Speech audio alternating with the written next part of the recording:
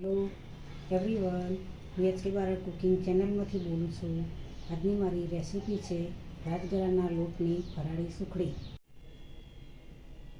રાજગરાનો લોટ છે કકરો એવો, બજારમાં સરસ એવો લોટ તૈયાર મળતો હોય છે.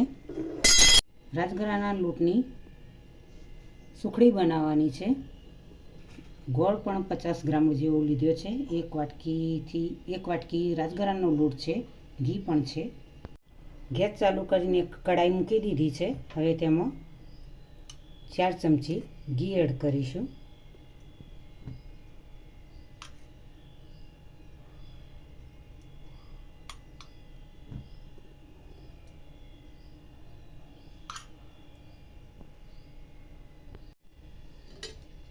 તેમાં રાજગરાનો લોટ એડ કરીશું.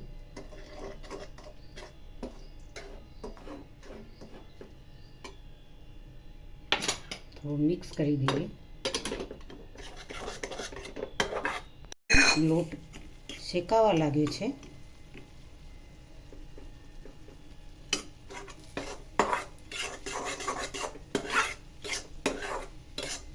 ચારથી 5 મિનિટ લોટ શેકાવામાં લાગે છે.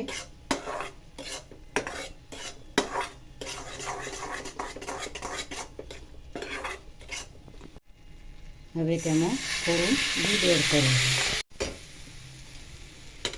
2 થી 3 ચમચી જેટલું નાની એડ કરવાનું છે, વધારે કરવાનું નથી.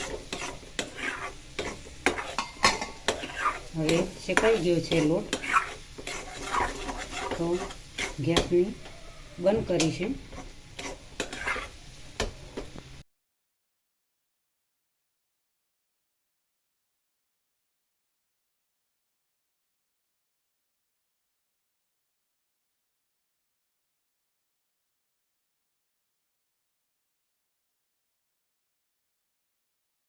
ગેસ બંધ કર્યા પછી જ ગોળ નાખવાનો છે.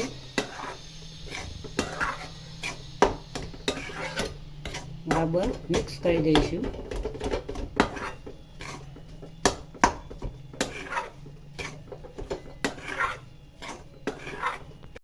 ટોપરાની છીણ એડ કરીશું. ગોળ સરસ એવું રાજગરાના લોટ સાથે મિક્સ થઈ ગયો છે. ટોપરાની છીણ પણ મિક્સ કરી દઈશું. તો રાજગરાની સુખડી સરસ એવી સોફ્ટ અને મુલાયમ બને.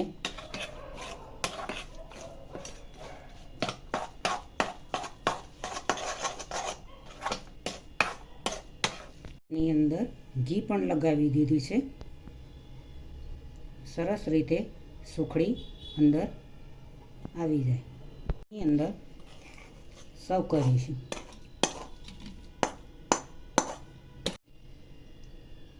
આ રીતે વાટકીથી થોડું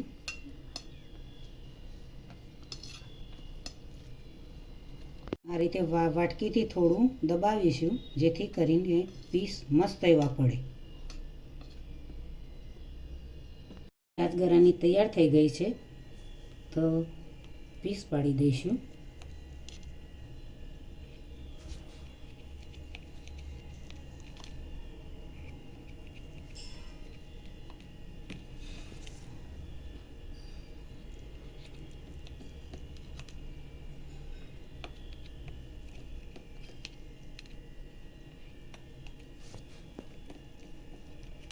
સિંગ માટે બદામના ટુકડા એડ કરીશું.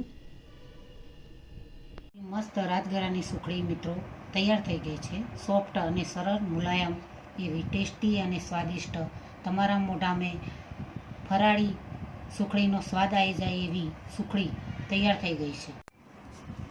તો રાજગરાના લોટમાંથી આ રીતે તમે સુખડી પણ બનાવી શકો છો. રાજગરાના ભજીયા પણ થઈ શકે,